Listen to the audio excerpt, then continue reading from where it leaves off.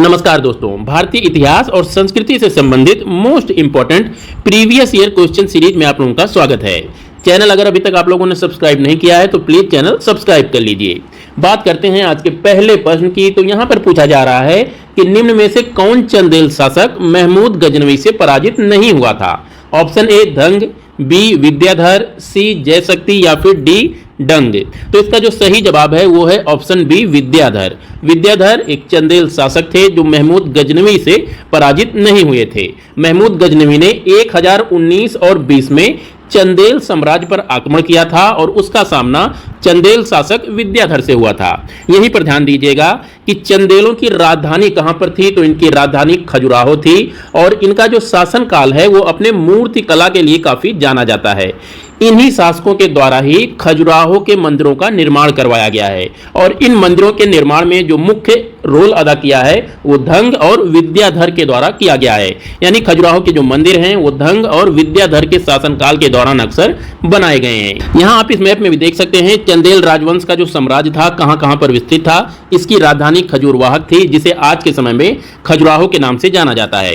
कालिंजर भी इसकी राजधानी बनी और महोबा भी इसकी राजधानी हुआ करती थी। तो तीन आपको ये शहर याद रखने हैं, लेकिन इसमें से सबसे इंपॉर्टेंट है खजुराहो। खजुराहो इनकी राजधानी सबसे अधिक समय तक रही थी और इस पूरे के पूरे क्षेत्र को जेजाक भुक्ति के नाम से जाना जाता था, क्योंकि यहाँ का एक राजा हुआ जिसका नाम था जयशक्ति।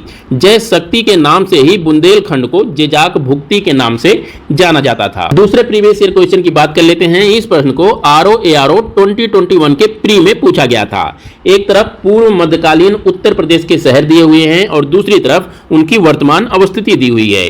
हमें यह बताना था इस प्रश्न में कि कौन सा विकल्प गलत दिया हुआ है। तो चलिए विकल्प ए की बात करते हैं। तो यहाँ पर कोल या कोयल नाम दिया है जिसे आज के समय में अलीगढ़ के नाम से जाना जाता है, तो ये एकदम सही है।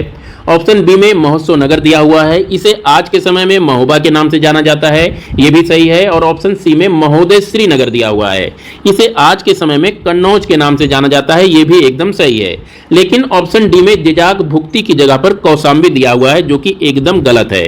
जेजाक भुक्ति को आज के समय में बुंदेलखंड के नाम से जाना जाता है। तो ये फैक्ट हमें याद रखना है कि बुंदेलखंड मध्यकाल में जेजाक भुक्ति के नाम से जाना जाता था, कन्नौज महोदय श्री के नाम से जाना जाता था, महोबा महोत्सव नगर के नाम से जाना जाता था और अलीगढ़ कोल या कोयल नाम से जाना जाता था। तो दोस्तों ध्यान रखिएगा, आपको प्रीवियस ईयर क्वेश्चंस इसी तरह से ही पढ़ने हैं।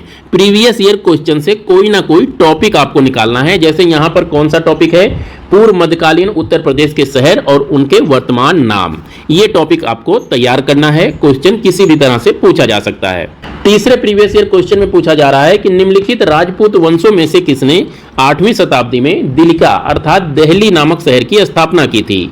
ऑप्शन ए परमार वंश, बी सोलंकी वंश, सी तोमर वंश या फिर डी चौहान वंश। तो इसका जो सही जवाब है वो है ऑप्शन सी तोमर वंश।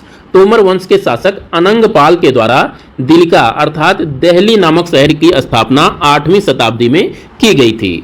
पृथ्वीराज रासो पुस्तक का नाम याद रखिएगा। इसके रचयिता कौन है या लेखक कौन है ये आप लोग कमेंट में बताइएगा। काफी इंपॉर्टेंट पुस्तक है, कई बार पूछी गई है। इसी पुस्तक में ये जानकारी हमें मिलती है कि दिल्ली शहर की स्थापना तोमर वंश के शासक अनंगपाल के द्वारा की गई थी। बाद में दिलिका या दहली पर अधिकार चौहान राजवंश का हो जाता है। चौहान राजवंश के एक शासक हुए पृथ्वीराज चौहान, उन्हीं की प्रशंसा में ये पृथ्वीराज रासो नामक पुस्तक लिखी गई है। अब आप लोग बताइएगा, मैंने हिंट दे दिया है कि पृथ्वीराज रासो पुस्तक के लेखक कौन है। काफी इंपॉर्टेंट पुस्तक है। अगले प्रीवियस ईयर क्वेश्चन में पूछा जा रहा है कि किस वंश ने एलोरा के कैलाश मंदिर का निर्माण किया था। Option A Rashtrakuta, B Satavahana, C Maurya या फिर डी पल्लव। तो इसका जो सही जवाब है वो है ऑप्शन ए राष्ट्रकूट। राष्ट्रकूट शासक कृष्ण प्रथम के द्वारा एलोरा के कैलाश मंदिर का निर्माण किया गया था। एलोरा का कैलाश मंदिर किस राज्य में अवस्थित है, तो ये महाराष्ट्र में अवस्थित है। बात करते हैं अपने नेक्स्ट प्रीवियस ईयर क्वेश्चन की। तो यहाँ पर पूछा जा रहा है कि चीनी लेखक भारत का उल्लेख किस नाम से करते हैं। ऑप्शन ए फुकोकी, इंतु, सियुकी या फिर सिकिया पोनो। तो इसका जो सही जवाब है वो है ऑप्शन बी इंतु। चीनी साहित्य में भारत को इंतु नाम से पुकारा गया है। इसके साथ ही साथ भारत के लिए एक दूसरा शब्द थियान्तु का भी उपयोग किया गया है। तो ये दो शब्द आप लोग याद रखिएगा, एक इंतु और एक थियान्तु।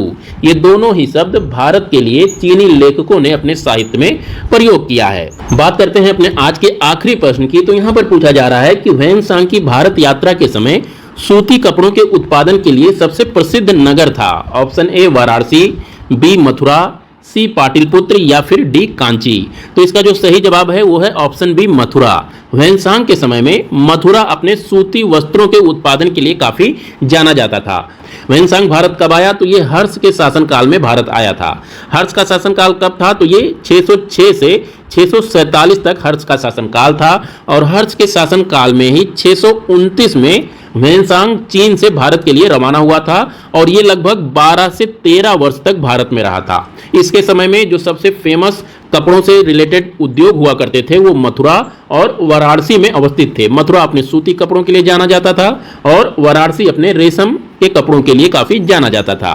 आज के लिए बस इतना ही। कल फिर मिलते हैं किसी दूसरी वीडियो में। तब तक के लिए नमस्कार।